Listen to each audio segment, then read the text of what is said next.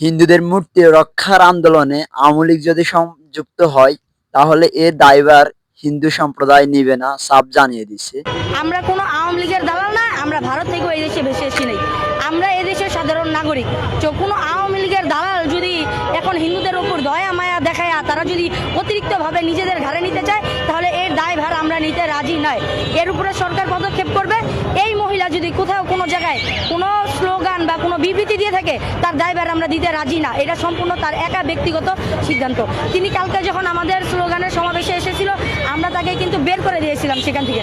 তারপর সে কোনো না কোনোভাবে কোনো এক সাইডে গিয়ে কোনো সাংবাদিককে একটা ভাষ্যকার দিয়ে দিছে, যার কারণে আজ আমরা প্রশ্নবিদ্ধ হচ্ছি। তো এই মহিলার কোনো বক্তব্যের দায়ভার আমরা নিতে রাজি না। আমরা সাধারণ হিন্দু, আমরা সাধারণভাবে এই দেশে স্বাধীনভাবে থাকতে চাই, আমাদের দাবিগুলো নিয়ে আমরা থাকতে চাই, এই দাবিগুলো যাতে পূরণ হয়।